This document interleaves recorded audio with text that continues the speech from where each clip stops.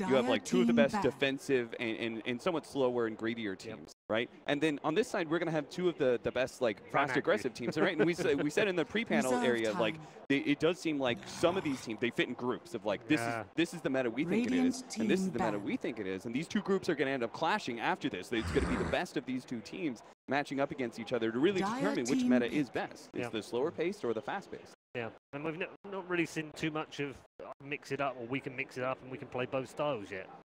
I mean, I think like OG is capable of that. Nobi is capable of that. I think IG is also capable of that. Leading into DAC, they did have some slower paced lineups. I was gonna say, I think Lifestealer, even though I feel like Lina is more OP in a way in this aggressive versus aggressive matchup, Lifestealer is king. So they basically had to ban the Earth Spirit, knowing that if they didn't, IG would have a roaming advantage. Perhaps that's what they're thinking. That gives them the Lifestealer. So now they have to play a semi-normal strat. And we'll see what Empire goes for their roam. 5 seconds First ban out on the Meepo. They did say they might do.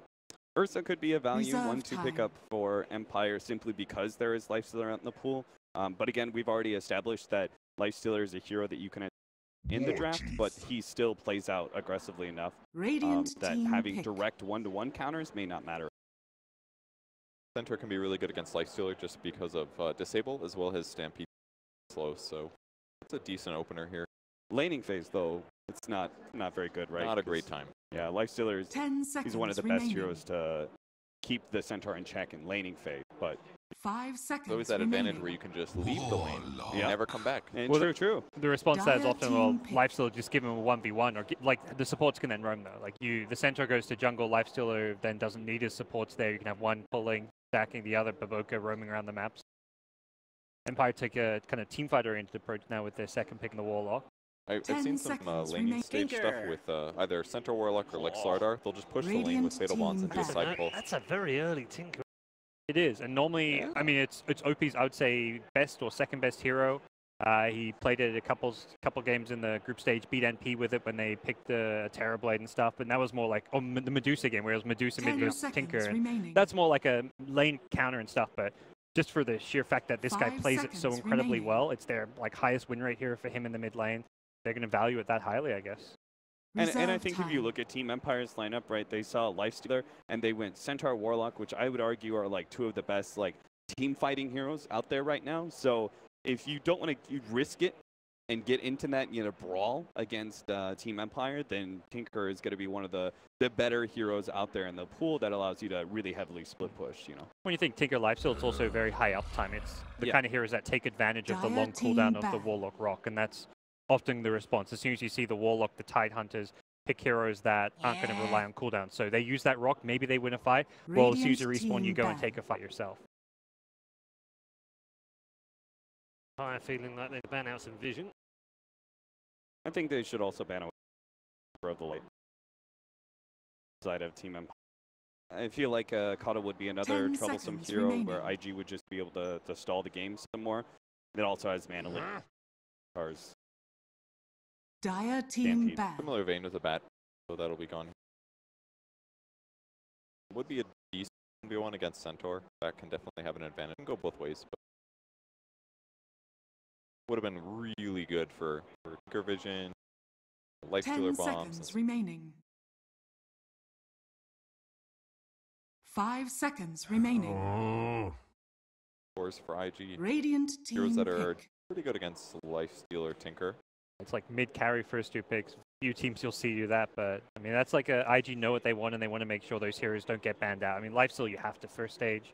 Tinker perhaps you don't, but they felt like it might get banned out and they're going to be really strong against Empire with this hero.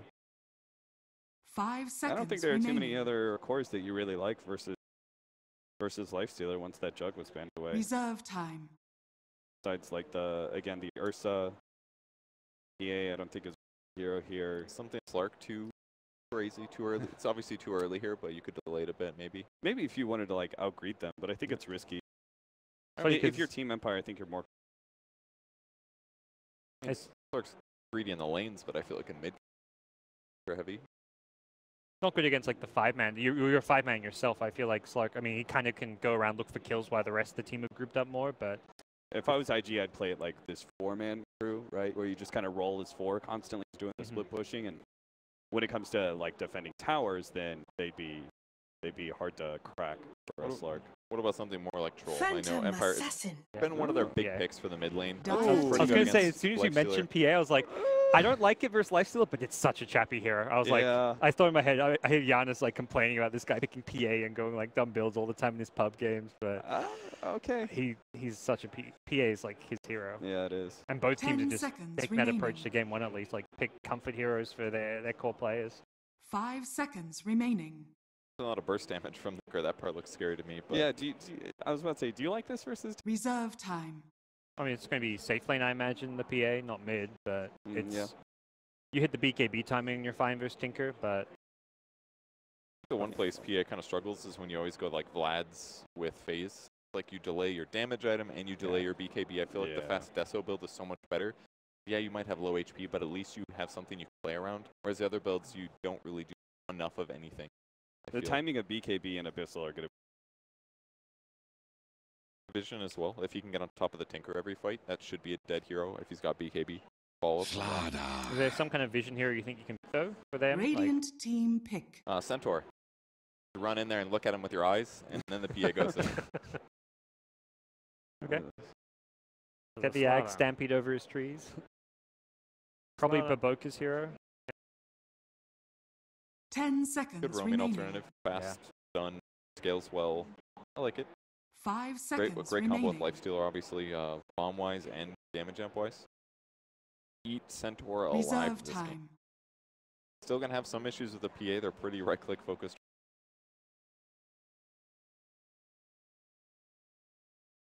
Empire needing Sable follow-ups, maybe. Or in some dagger slow. Although they could abuse some upheaval. Not a bad game for that. I'm wondering what the Miposhka here is going to be. You consider like the ogre type heroes just to buff up your carries this game. Give the PA a better chance fighting into the Lifestealer Tinker.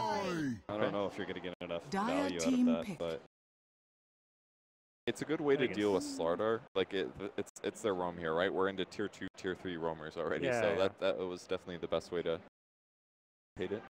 I mean, PA does usually need an ally to make her better, because by herself, she's not really the best hero by any means. But throw on Empower or a Bloodlust, it can make a big difference. Certainly against a hero like Lifestealer's melee, evasion advantage, I could see this being a good... Reserve time. The better supports left. Rubik, CM, Bottle. They need something with that's individually survivable, maybe hard to disable. That way they can survive PA jumping on it. I mean, Tassel really hasn't been much of a hero. He seemed to have dropped off real hard going into deep. Get that Oracle. Purge off Bloodlust. Save heroes. Like, save a Tinker, and then he can still blink away. Maybe. For me, it's like, it has to scream an Oracle game for me to feel good about an Oracle pick. Yeah, it's not that hard for Oracle here. Or not that much of an Oracle. You're wondering what the random cheering is from crowd here, by the way, you can be pretty assured that they've Burning's face on. Yeah, I wasn't sure if they were chanting IG or burning earlier when they stage. Silencer. And IG are going to go with the sign. Team ban. It's a classic like Chinese meta thing going on right now. Like when you have Slatter Lifestealer protecting the initiation with a silence, so the Warlock can't drop a rock on top to kind of counter-initiate. Or even like Centaur would be huge. It's a guaranteed Slardar kill. 10 seconds remaining. You have a strong initiation. Well, how do you stop your opponents from counter-initiating? Silence. With that said, once Empire gets a little farmed, it doesn't really scare me that much if they've got BKB on PA or something. Yeah. Reserve time. Even Warlock could try to head towards Greaves or something. Dire team ban. They have some. I don't think it's like an amazingly scary pick by any means, but. So I think Empire's last pick has to be a moderately heavy damage, because right now they're lacking PA. So, seen a lot of Shadow Fiend from FN. Remaining. The Sniper, of course, always good with the Ogre as well. That's like when I was seeing their fifth pick, I was like, oh, Ogre Snipers would be good, but it's like, well, you pick one of them, the other's getting banned. And even then, it's very vulnerable to like Slardar Lifesteal. It'll die really fast. Otherwise, I do like the pick. Ban the Slark eventually. I was about to say, they could run PA mid Yep. and different safe laner. 10 seconds remaining. IG are obviously looking at this draft and thinking, More flame? 5 seconds remaining. Crazy to Never grab a mind. troll Legion here, so- Commander. well, there's the strong Radiant laning hero. team Now you've pick. got to worry about your safe lane a bit more. It was really nice how IG's opening draft looked so obvious what their lanes were going to be, but pulling out the Legion with the last pick now just makes the draft so hard for Empire to round out, because now they have to consider all these lane match Yeah. stuff PA is 10 a pretty weak seconds laner remaining. against Legion. Legion's just so against tanky. everybody. Yeah. She's so bad pre-6. 5 seconds And remaining. Legion's pretty good against every safe lane carry, to be fair, but we've got like a Warlock +1 there. It's Reserve time. maybe going to require some of Ogre's help to even secure that bottom lane. Mid lane is going to be harder if she goes mid, and now they have all these good solutions. 10 seconds Multitudes remaining. of cores with the duel. Plus they have to worry about the bombs. I really like the draft 5 for IG. seconds remaining. This is where you maybe just fall back on like a big carry like Templar Shadowfiend or Assassin. TA. There we go. Okay. TA for a final pick for Empire then. Not the best draft they've had. Deprived of many of their comfort heroes in that lot as well. Which way would you go now? Now you've seen the draft. Which way for the series? I would have felt IG now after seeing the draft even more Even more so. confident in Yeah. IG. I agree. Yeah, I like the IG. And for the series, Kevin? Yeah, IG is definitely the favorite. No one taking the underdog. That's yours, Paul. Well, there we That's go your then. chance to prove you're better than the analyst. See, I'm Right. going to stick with Team Empire's social media guy and, cheer on the boys from the CIS region. Go Empire. Let's head downstairs now to our commentary team. We might not have got a Cottle in the draft, but we've definitely got one down next to the stage. It's all yours, Dakota. 10 seconds remaining. 5 seconds remaining. Thank you so much, Paul. Indeed, down here, ringside, if you will. Coddle guy in the house. And I'm going to be joined by my good buddy, Fog, for the ever-so-hype matchup, IG versus Empire. I'm really glad we got to cover this one. Everybody's probably looking at the OG newbie one, and they were like, man, this is super hype. But this one, it's going to be, like they've been mentioning on the panel, underdog versus IG. Not only just IG, Burning with his life stealer. Burning. Any chance Burning is on that frickin' screen up there? The people here are going crazy over it. It's B-God, dude. B-God. Of course it's Can't gonna top happen. down B-God here. Do you think Empire possible slim jitters here? They've had land experience. They've had land victories under their belt. But here, first time main stage going against IG, who are looking like favorites. The draft also looking favorite for them. How do you feel for Empire right now? I'd be a bit concerned. Their first two picks were good, and the third pick, PA, Prepare for that's battle. comfort. Yeah. The Ogre as well, but then the Templar Assassin just feels like it's a little bit out of place, and I feel like IG just has very comfort heroes. I mean, they've got their Slaughter Life Stealer, they've got OP on his Tinker. It just seems like they've got like a very good idea of like what they want to be doing this game. It's like we said, the comfort. We'll see who's going to feel more comfortable as we get into the action now. I'm hearing a little bit of commotion happening here. We'll have to see what kind of early initiative one of these teams are taking as the wards are going to be going down. See right there in the mid lane. We get started. Both teams prioritizing a heavy advantage in the mid lane. Obviously, Templar Assassin, who we haven't seen a whole lot this event, but we know her to be, a big snowbally kind of a hero. Watch for them to keep, make sure they keep those stacks in check, so that side bank account. But if, Empire get that wonderful laning phase, they could 30 snowball and seconds to blast right battle. through IG if given that kind of permission. Yeah, they're just lacking a little bit of damage and stuff in Yeah. the early laning phase and leading into mid game. They need to come out of the lanes pretty darn good. I mean, that's kind of the emphasis of when you're playing with the PA. That's just what you got to do. Even though Empire is very used to playing with the PA, it can't suffer a lot versus Tinker, because Tinker, if he gets Laser Rocket, you get just annihilated unless you have a good amount of HP items. So we're looking at a dual lane pressure, it looks like, more than likely coming out from IG, and I believe that they're going to do a lot of work down in that safe lane. I mean, Warlock PA, there's no way that you can really zone a Legion Commander Slardar. Don't even think they really need the Slardar down there, so I'd like to see Baboka, as he does, make his moves around the map, cause the pressure. Swim around there a bit and then look to make his impression elsewhere. It's going to be a hard life here for the Warlock to try to be the babysitter down there for PA. And here we see kind of a mirror match. Ogre going to be blocking things out in the TA matchup versus Tinker here. And already you can see going to be looking to keep each other in check as much as possible. Yep, the good old dual lanes, and they both have mid wards as well, so they're both right away obvious of this. The one good thing is that they can stack a ton from both sides. That's true. The Ogre can stack the Ancients for the Templar faction, and the Slaughter can stack for the Tinker as well. So it depends on how they really want to go for the trade-off with those type of stacks and how hard they want to prioritize them. I think for Empire, I think the stacks are extremely important, and the facts that I mentioned earlier, they need to come out of the laning phase with a good little advantage, and that's exactly what you need from a TA. Ancient stacks. I wonder who that's really going to be on here. I imagine Ogre going to be looking to kind of get that started. He may have already stacked the Ancient Camp once already for him, but the Warlock Warrior going to have his hands full here, trying his best to kind of make sure he keeps this lady here out of the lane. XXS as we know, commanding off laner in its own right, or looking to bully back KingR as much as possible, but he's a slippery little guy. Anything that kind of keep the attention off of Chappie, of course, would be a bit ideal. Ghostik on the other side of the world, also kind of battling his own little demons here in the form of a silencer. Very good at being able to zone back even the minus the offlaners. If he got that, the pure damage of the glaives is really something else. Yeah, it's also, I mean, the Lifestealer as well. Lifestealer silencer versus a Centaur. You have to be careful of your positioning. Sure, they don't have a stun, so you can always have a TP and you're able to get out, but it's a lot more susceptible to death than, let's say, a Legion Commander. Here we go. Now getting some pressure, but yeah, just like we mentioned. The TP to the Shrine. If he wants to, he uses it. Probably doesn't need to. All right, we've got some the Pochka Provoka just staring at each other. This is like the own lane right here. Just been keeping each other in check a bit, dishing out, able to snag up the Illusion Rune, and Ogre's now kind of stuck dealing with these guys a bit. Ghostik's just gonna go to the jungle. He's got his Quelling Blade, got his TMS, he's happy.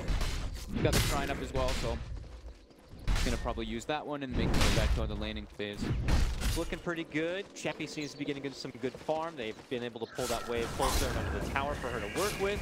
Warlock's hold the zone, kind of zoning back the Legion Commander a bit. She is able to kind of trickle in 7 CS to her name, which is still right on par there with the Centaur. But now it's time to bully her back. Yeah, they can pressure a little bit. I like what KingR is actually doing here. He's leveling up the upheaval, so that's actually the chance that they could have if XXS doesn't expect that. He doesn't have a TP on him, so if he does get pushed into a position where the lane is too deep, he may overstep his bounds, and that's when they can actually capitalize on that. But yeah, Legion Commander can't really pressure PA Warlock. It's just, he's getting his levels, he's getting his experience. Doing what he can in the offlane. Doesn't have as easy jungle options as the Centaur does, but see already one stack built up for the TA. A side investment they'll be looking to tap into in the future, I'm sure. I think he actually may have missed his second stack there because I think the Ogre stacked the initial one. So it is a 3-minute mark. I thought it was going to be a triple lane set, but not the biggest deal. I believe that the other Ancients are being stacked as well.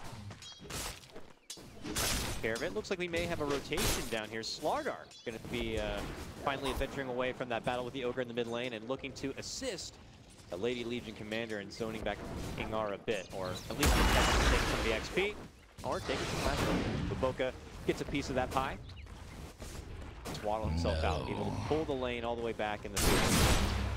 Yeah, probably just feels that he's not doing like a whole lot, just wants to secure XXS's lane even more. He's just going to keep running around, contesting bounty runes, contesting runes over and over again. Like the panel mentioned as well, Miposhka and the book are pretty similar in their styles of play.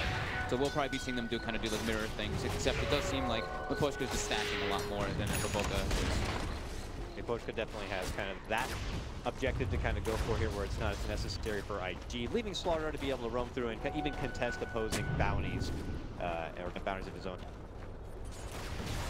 Back to the grind, back to staying of Ancients here, back to Empire kind of passively working the wave. So who's going to be hitting their power peak, if you will, first in this particular case? I mean, you have many things to come online with. You have to, of course, wait out the Centaur Blink Dagger. But outside of that, it's, mostly between like when TA feels like getting frisky, maybe waiting for the rock. Probably first power peak would be the, Centaur getting his 6. I mean, he's getting pretty close to it. He's already level 4. The Stampede could actually make them be their way to get a kill onto the Tinker. Like a smoke with a Stampede, that's probably the way to just get on top of him. Other than that, maybe we'll just see like IG pressure the top tower, force some reaction up there. But both teams just seem very content. Yeah, with, I mean, you just can look at the CS even. It's Dire Radiant, Dire Radiant, Dire Radiant. This is feeling like a pretty split lane phase right now. Yeah, level 6s are pretty much the key. The Templar traps, Radiant Stampede. Structures are fortified. At least for the cores. We're not going to talk about the Warlock and the Ogre. Of course, those will be a lot more prominent, but those are going to be for quite long. Oh my god, is the courier going to get killed by the Ancient? Oh, that was scary. The Ancient just walked out and hit that courier and rooted it. It's those Ancients too. They're just extra ruthless as opposed to all the other Ancients. They really are. Sometimes they just, you aggro them, them, they sometimes just stay right outside there. So you walk up, the next surprise. You can't even look at them funny. They'll definitely just give you that route. But they're bullies. Pulling back right now. Radiant's Chappie getting it back under the tower once again. Have to grind it through. Got to be a little. It's starting to get a little concernicus here for bo3 when you're still level 2 at Slaughter at this point in the game. He's still trying to find his home here a bit. He is going to be able to lead the part of this full action here, but looks like Koshka is going to be softening up XXS here with just a little bit of Ignite, trying to force her away around the corner. He ignites, instant press the attack removal. Yeah. But yeah, Burning does actually, he somehow claims that tower. Yeah, I thought they were going to take a little bit longer on to getting them, but pushing bo3 back away from the rune. Gosha grabs his own out on the other side. But yeah, as I said, it's Burning here, the big breadwinner of it all, with that tower takedown, puts him ahead, but he's still neck and neck with Chappie. Chappie 43 and 12 on the other side of the world. Both these cores getting the start that we're hoping for here, getting the space that was required. Ooh, first invis, but both the Slardar movement here. Scouting out the stacks. He's going to see that one should be, I think that one's doubled. Yeah, also, oh no! Oh no! He's going to cross up the Gosha! He got to dig out the Stampede and run away! Oh my god. If he was there maybe like, a second earlier, he had him. Woo. That's just, oh my goodness. That could have been devastating for Empire there. Bottom lane, a mild jump here from Chappie. Gets that early crit. More zoning back. Casual upheaval. Yeah. Casual upheaval, just to get her on the way out. XXS is farming very well. He's almost tied up with the mid laners. Getting 7 minutes still to get that first blood in this one. Lots of respect to both teams in their laning phase, accepting the fact that they're very strong. We did say that we were coming down to like the tier 3, tier 4 roamers, and now we're kind of seeing like why that kind of like why these heroes aren't picked first too compared to these Earth Spirits and Monkey Kings. So boring. It's a little bit harder. Not boring, but it feels like they can't nearly do as much. Yeah. They don't have all those extra flashy tools of diving across the lane and instantly initiating. I mean, Slardar is, but he needs to. He takes his time. He's going to take a couple levels. That's where that that Centaur kill could have been massive. Since bo3 is a bit under leveled, it would have been pretty glorious. The duel might actually be pretty relevant. That could be another big one that they go for with the play. Trades here. XXS has been able to kind of fend for herself. I say that, but the silencer just behind him, and look at this. bo3 makes his return. We now have 3 at attendance in the bottom lane from IG. With the smoke, looks like it may be hoping for a setup of mid lane also. We have rotations coming in. Koshka just continuing to do that mid lane action, but as a final break down, it's immediately going to be snapped down from bo3 as he looks to make his move in. First story there. One more hit could do it, but he is going to be able to stay and run back away. Now they're looking for a turnaround play. Initiation comes down from Empire. FN strikes it and takes down OP. And that's going to be your first blood. It's Empire getting it done. That's exactly what Cap was talking about, exactly what the panel's been mentioning. Chappie making that rotation. He was reading something going on bottom. He sees Legion Commander get 6. He's like, something seems a little bit fishy down here. There's no other supports just showing in the lanes. I'm going to TP mid. I'm going to try to be the one making the aggressive move with my Templar Assassin traps. Bang, gets first blood on OP because of that engagement in the river. Couldn't really ask for anything better for a head start for Empire here, giving your #1 the kill and taking down at the start. Allows Chappie to get right back in the mix here in the bottom lane. Phase boot's already done. Segue forward, cleaning out the flags. Pretty cookie cutter here for now. Yep. We look for IG and what timing it's going to take for their own response play here. Now you have Duel up and available. I imagine they would love to be in to accumulate some damage on top of that. But the settings are not quite there yet. Still need that more time for bo3. Armlet Life Stealer is the big one to make the move. Yep. As soon as Burning finishes up that Armlet, he's like, all right, we're going to claim bottom tower. And this is exactly what we've been talking about what IG does when they're playing versus a semi, you could say, greedy lineup. They are very keen on taking those tier 1s. They're all right, claim them all. We're just going to 3-manning and show you, we're here, we're taking your tower. And that's exactly what they're doing right now. But during the meantime, which is very good for Empire, if they did have those like double ancient stacks, triple ancient stacks either as well. So we can see FN finishing up this triple ancient, which is picking him up pretty well. He's got his treads finished. He's going to be bloodlusted as well. Do you think straight to Deso, straight to Blink, either or in favor of this time? I know he has the trusty Blightstone for now, and as he finishes out the treads, but more than likely the Blink Dagger, just so we can disengage from the Slardar Lifestealer. Ghostic getting a solo kill on OP. Looking to just try to get there for the bounty rune, but Ghostic comes into the neighborhood and gets a freebie with it. It's only Empire up 2-0 here, and both takedowns on the Tinker. This is going to prolong his Ruby Red Shoes quite a bit. Ghostic feels good right now. Yeah, he's got to be feeling real damn good. Looks like Warlock also able to kind of scoot himself from any trouble. IG will be able to get this tower going their way, but Empire got to be feeling pretty good moving forward about taking any sort of possible fights. But there's the first mark from IG. 10-minute mark. And they also we're gonna get the big level 6s coming out for at least the Warlock and the Silencer more than likely. Getting some pressure on him. Missed the meld. He'll get the crush up here, but as he tries to turn the corner, he's going to be going right to the arms of the post guy, and it's going to allow Embed to get the finish. 3-0 start for Empire here. Yeah, he hates Rune. Burning now, farming his own ancients, not as effectively as a TA. It takes a bit more time, but he's crunching his way through it. Yeah. Lots of great vision here for IG, at least on the Empire side of the map, scouting out their own jungle, but obviously left him a bit in the dark in the northern part. Where OP getting been caught now. We've got a little bit of like these like mirror kind of wards coming out, but IG does have a bit deeper wards for now, just because they were able to claim that tier 1 bottom. Chappy content with just farming. I mentioned that Vlad. We'll see which talent he decides to go for. If you see the damage or the health, I think it's likely go for the health versus the Tinker. King Arlos and net worth. Got to get close to that level 6, I'd imagine. You have your book now available here. I don't know if he's waiting in the pocket for a rock drop just in case a counterplay is necessary. But now they see burnings in the mid lane, and maybe they imagine that IG are going to be looking for their next tier 1 here. Ghostic is approaching that Blink Dagger. 400 away. That's going to be the big go for Empire to try to start claiming those tier 1s, because that's what it takes them for a bit. You know, once they get the blink on the TA, once they get the blink on Centaur, and then the Warlock, that's when they can start making the big smoke plays for those towers.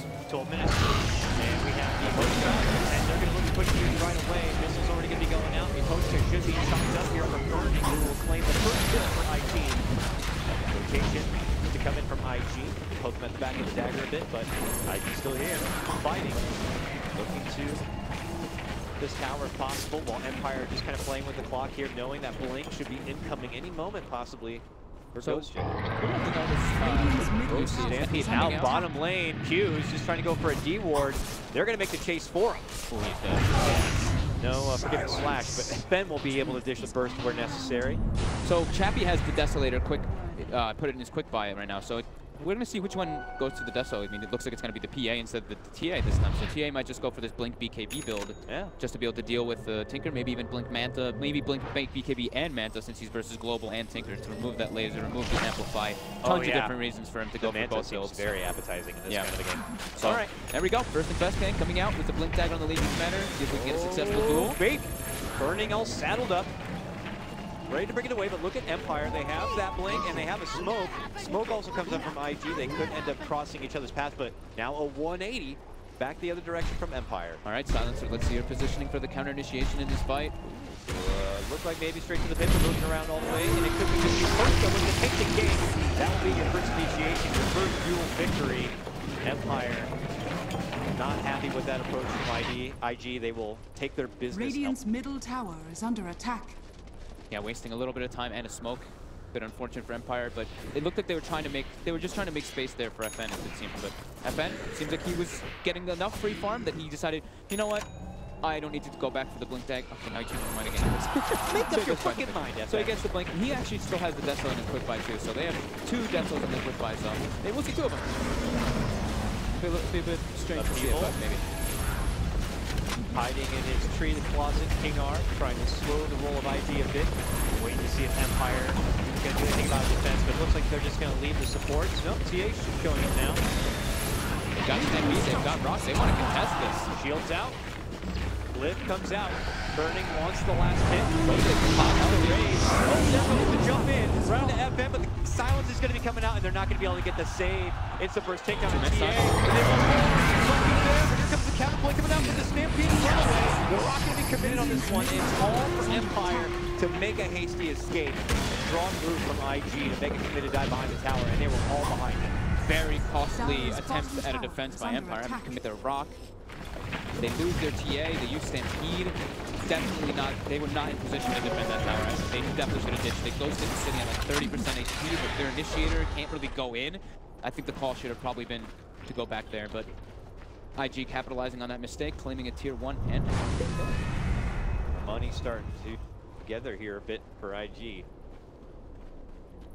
Dire's middle tower is under first attack. Global usage, perfectly used by Q, stopping any saving the Templar success. So 2 successful duels, 2 for 2. 2 or 3? Yeah, you're right. 2 at least. I was 3. Apologies. Oh no, 2. Okay. Oh, whatever. It's cool. Any damage though. IG keeping a lot of wards on the map, lots of vision. They have 3 wards down, so they're picking out. They had that deep ward to see the rotation over from bo3, but they're trying to figure out where exactly he is, but they missed their mark. It's IG who also have their own defensive ward here to kind of see that Empire are approaching. They cautiously keep good positioning and good space for themselves. IG avoiding fights where they feel like they don't have the cooldowns up and ready to work with. IG though, big thing for them right now is that they are claiming all these tier 1s. They're closing the map a little onto Empire. Empire's lineup pushing is always going to be difficult because they don't have a natural pusher. Sure, PA and PA with items they can, but versus a Tinker, it makes it a completely different story. You're hoping to take down towers after follow-ups from getting pickoffs or fights here. We mentioned how good of an item Manta style is going to be this item, and it looks like Chappie is, instead of going for the Death Blade, since TA already has it, he's going for the Manta there. Well, TA is going to be having it soon. He's going to just go for his Manta to remove all those. Usual pickup, but in this game it is necessary if you want to be getting any. Otherwise that laser is going to be a problem. There's just so many different things that he can remove from it. Laser, silence, mess up for the dual amplify, etc. All right, we got Empire pulling nice buddy system over here. They all kind of congregate towards the top lane. Not really looking to move out on their own, but back towards the top lane rather. Maybe hoping to take a team fight and looking to follow up with a tier 1 takedown. I imagine the Rock should be up here soon. The really nice thing, perfect timing coming out from IG. Tinker picks up his Blink Dagger and Slardar. The really nice thing for IG is they have multiple different ways of getting the Lifestealer involved. They can use the Slardar and they can use a Legion Commander, and then the Tinker can always just jump in with the Boots of Travel. So they have nice global potential of ganking and good ways to cover their map, so they can just make Empire suffer a bit more. And IG right away, Global's up, they've got the Blinks online, go for the battle. And bo3, maybe even a Roche. With his own Blink Dagger, I mean, he's only just behind Centaur is in this game, and now with Burning in the backpack, it is Empire still having a bit of high ground advantage up by their secret shop. IG looking for a unique way to approach. They know that they're in this area, though. Like, bottom lane is pushing onto a tier 2, so they're like, okay, Empire has to be in this top left area. Yeah, they're gonna. They do smoke up, so it's gonna be a smoke v smoke battle. Who's gonna be able to claim the high ground? IG wrapping around. Are they gonna be able to find FN? Board down. Dyer's and now a TP onto the tower attack. from OP. Looking from behind, on the Blink and Crush. Global is going to be coming out as Goshik looks to go for his own initiation. XXS steps in, but FN tries to keep him back. Rock going to be dropped, but there's a swing and a miss there. Does come out. IG step off from the onslaught and now look to re-engage. They spot out FN and they hit him where it hurts. He tries to get off the refraction, but it's going to be too much power coming out from him. And they're going to get the finish. Lead in duel on the other lock of it. The follow up with a Crush. Won't be able to get the dual damage, but they will get the pick. 3 go down. IG on a serious up and up right now. This is supposed to be a power peak for Empire, and I'm not seeing it. That was beautiful blink by FN. As soon as he saw the Slardar, he blinked and dodged it. The Global gets baited, so the Global was kind of used in the, maybe not the best time in the initiation that they wanted to do. It was used properly, but then Empire unable to find any way to actually catch Rock off the mark. Just some small things not going in Empire's favor. Now it's inside the pin for IG. Goshik steps in, gets off the Crush. The rotate down the enemy. Looking to go for the burst out. The burst can't get it. No! He goes down himself. Oh, a disaster for Empire. Oh, he's happy. Fighting for his final life, but he'll lose it too. Out for 45 seconds. Are you serious here? Burning still strong, confident, comes back out and gets the job done. IG on another level here. Is going absolutely nuts for Burning surviving there.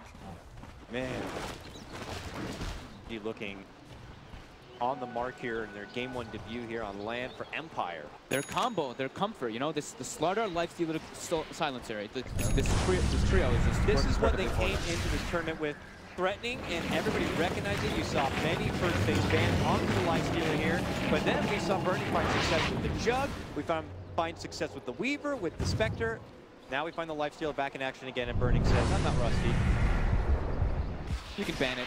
Doesn't matter. You can ban it. I got something else for you. It might be Empire who need to really clutch out some sort of serious fight. It's going to be difficult to see where it's going to be coming from. The Silencer pick is just so genius for them. Like, the Empire drafted like this whole counter initiation thing to the Slardar Lifestealer, but now it's like every single time they're going to lose a hero pretty much every time that combo comes out, and then you're fighting at a detriment.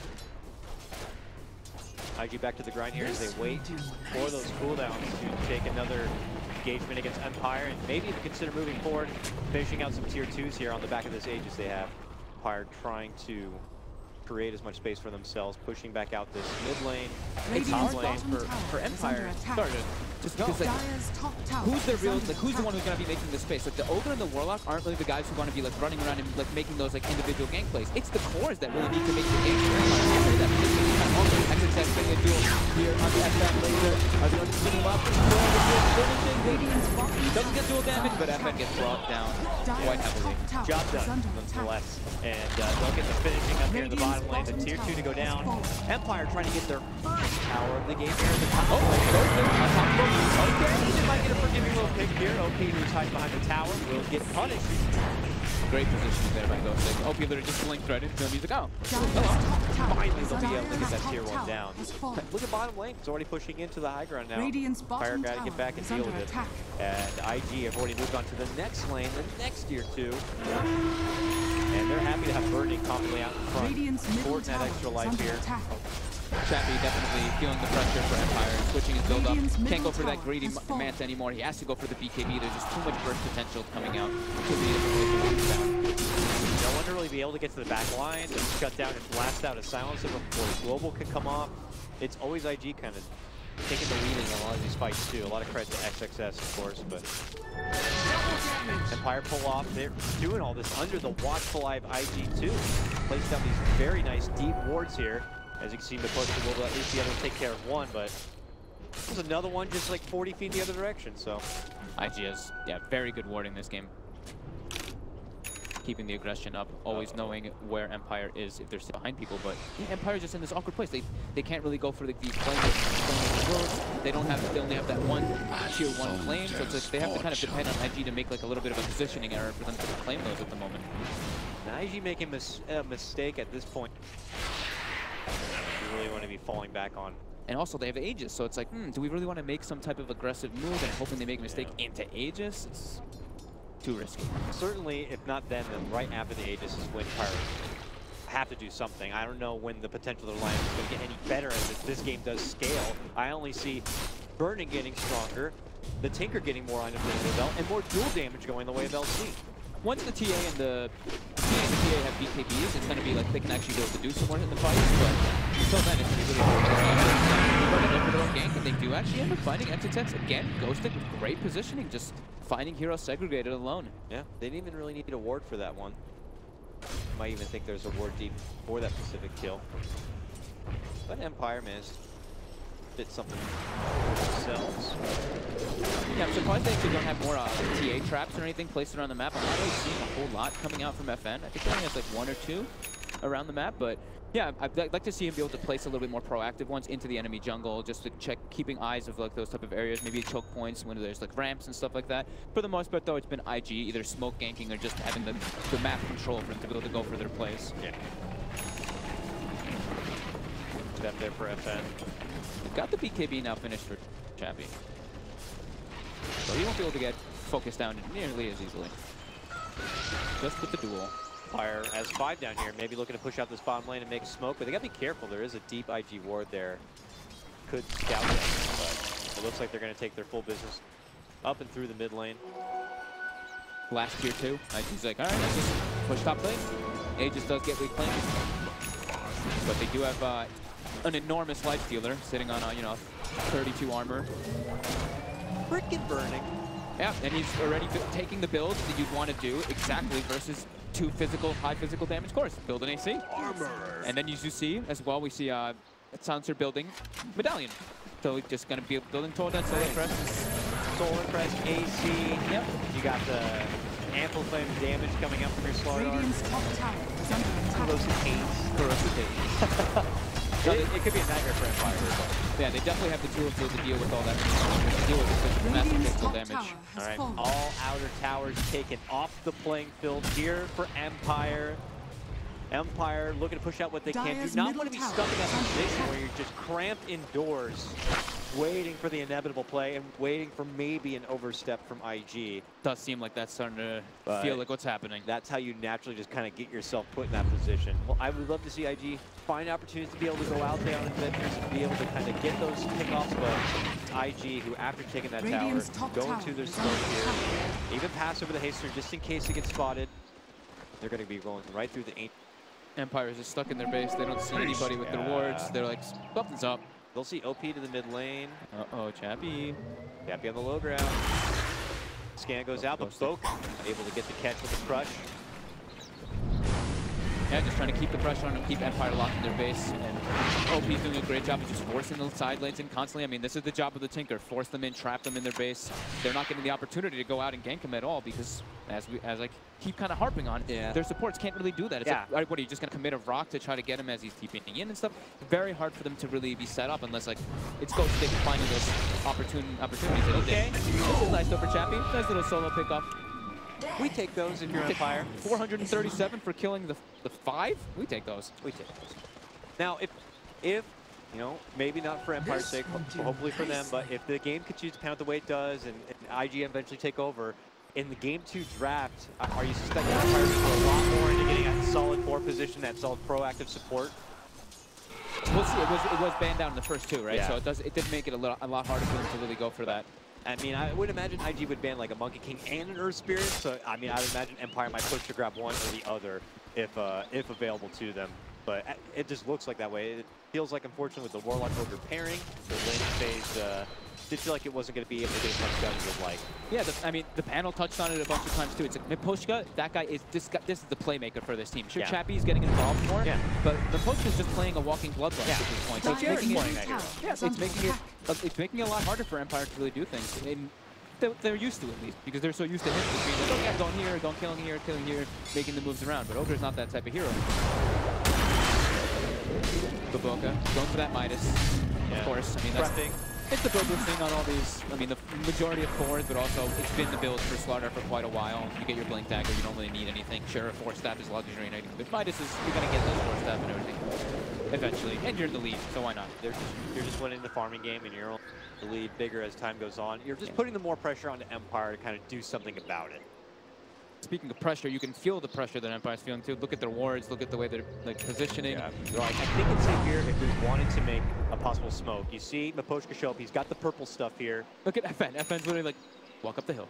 Walk up the hill. Yeah, from their perspective, I'm sure they're seeing IG totally missing off the map, and they have no idea what's going to hit them, and possibly from IG are on the prowl now, barely skimming through. They're too hesitant to even head up and through their own jungle. But they have their eyes on the prize here. They get a sentry down. They'll see the trapping there. They like to move in. They're going to make their jump. Birdie pops out from it, but the commitment counter duel does come in. And he just shreds right through with the power of the blade mail. A lot will be committed from the outside, coming in from King R, but has the damage already been done? And it looks like we may have. They're already going to be losing 2. Empire forced to step back. IG now can move confidently back inside the pit and get the finish and take the ace. The blade mail killing from XXS just kind of shreds that damage back onto the TA. I think I blinked when the rock was dead. They're not. It was just splattered. Tinker having Aghanim, burning, just being so far. Again, even though Ghost didn't get an opportune jump there onto the slaughter, at what costs? FN just gets blink, blade mail dueled, brought down in no time. No, Empire could have done different in that kind of position to prevent IG from getting it. But here now, back the other way. IG, without much hesitation here, feeling already confident and strong, having this extra life. Here they come, parading down this mid lane. Look at the claim, game number 1. First round of the upper bracket here. Empire, who pulled out a huge group stage run to secure this upper bracket. Hoping to not get blasted down that fast. But yeah, Axe Laser just doing its work through the team. They're going to have to already pop the shrines. They can't even get close to the march. It's OP alone. And he's going to keep coming back. Yeah. They've got to be down thrown on Burning. Tier 3 is done. They make the move in. They force forward Burning for him. Can be bursting down in time. At least get the aim. That's going to be there. Try to stampede. The lane comes out, but yeah, they get their work done. The aggressive blink in with the laser rocket to clean up Chappie. Burning them. You see the TA and the PA well him in that stun, but he's got medallion. He's got like 50 armor almost, and he's got a million armor. They can't stop this man from chopping through their home. Mid lane's down. OP will step out. They're not stopping. They've got Aegis. They don't care. Empire just getting beat down right now, and they can't do anything about it. They know Empire committed the Stampede earlier. They know they committed the Rocket. Like, there's no way they can fight it. We're on a massive advantage right now. And they're going to have Global coming back up in a short while, which it just pops up. Can they catch Burning the Aegis? Yes, they can. Ghosting may lose some life. He gets the helpful force. They're looking to go in within the trees, blasting out 3 lasers there on the Ghosting, but he gets the finish now. OP short on mana. Okay. Does get stunned up. He's stuck in the upheaval. He's going to have a blink in 2 seconds. Look at Burning chunk through the base as it is made of a gingerbread house. Out of control right now the way he's able to siege. And they bail him out. No risk. The home is crumbling here for Empire. Things don't look good for game 1. IG and the house feeling good. Very dominant with them right now. Empire.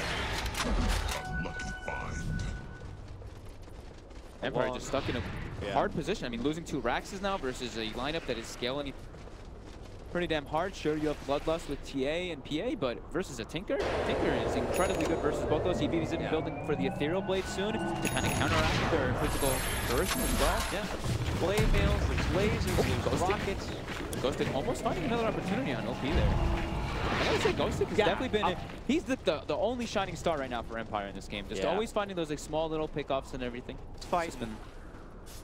He knows that the percentage odds here for Empire may be down in close to the single digits at this point, but he is doing his damnness for any fighting chance from Empire. We have seen more lopsided games be turned around. Empire. I mean, you could see the drawing. IG kind of get the general idea that Empire probably cycling through the woods, looking for anything they can get. IG's smoke usage this game is also, but every single time they always have a smoke up. They always have it ready to go. They're going to coast right through here and try to catch an opening here onto Empire. Could be going for full closure. Maybe setting up a micro bait as OP TPs to the lane. It looks like Empire have already stepped away here. They took that time instead to just get a couple of wards down deep into IG territory. I love how Burnings is drawing these big circles on the map. He's like, they're here. They're over here. Anywhere over here is probably good. And he's right. That's really can be. Stampede out defensively. That's true fear. That's just, lots of respect for the power of IG right now from Empire. He's like, a silencer, oh god, get me out of here. Oh, there's a silencer, you know, the way that Q's been playing as well, we gotta give a lot of testament to him. His globals have been very on point. He's been kind of just sitting in the back lines, never giving them opportunity to even go for him, always just creeping back there. So, if you do see a silencer, you're expecting, oh god, there's gonna be 5 heroes, so it's definitely appropriate by going this. Time for free money on the map here. The second trying to go down here from IG. 5-0 game. The KDA, I know recently during Dota did that article on Burning and IG, and they were flaunting off the KDA Burning, and he pops the range as a deep dive to the back lines here, comes out from Cappy, but then he gets knocked in the face with an abyssal, and Burning takes him down. He will be able to get the blink back to the high ground as they zone back the rest of the IG with a pretty nice block here. But as Invictus heads to the high ground, Burning looks to return. Now he's gone. Running back down to Post, trying to make it back to the team. Burning, though, is going to be able to easily chop down the big boy. And now frantic to make it away. It's Empire, but they can't quite make it home. King R gets sacrificed to the greater gods of IG. A buyback will come out from Ogre, and it could be nearly the final hurrah for Empire. That one felt like a bit of desperation there in the position that they fought, like fighting low ground into IG there. Definitely a risky play when you know the global's up, you know they have everything online. Ghosting taunting around a little bit, having a bit of fun at least. Trying to make the best of it here, but you can get the sense maybe Empire already thinking about what happened, how we got to this point, and where we go from here. I really like Exodus' item build as well. I mean, it's kind of a standard one. You get another pick up on the Mocha. The duel coming out though. Burning. Both of them should be able to get it done with it. Decent damage to go on XSS. as they will be able to finally get him down. 2 get dropped on IP. 2-for-1 trade, but then suddenly OP shows up to play, and they just wipe the floor with him. A double kill for the Tinker here. No buyback available for FM. He's got an Arcane Rune. He does not want to get out there. Arcane Rune on Tinker. Triple kill for OP, and they're just going to call it here. IG come out and in front of the home crowd, give them a wonderful game 1 and take it. Empire had some small light points, but I think the big thing is that their game plan just seems that they were kind of stuck. IG just with the faster moves, playing those tier 1s I think were really important. Burning instantly gets his armlet, makes his move to the safe lane, makes his move mid. Every single tower that was claimed was Burning, just leading the way, leading the charge to go for those. So perfect execution and perfect movements from IG.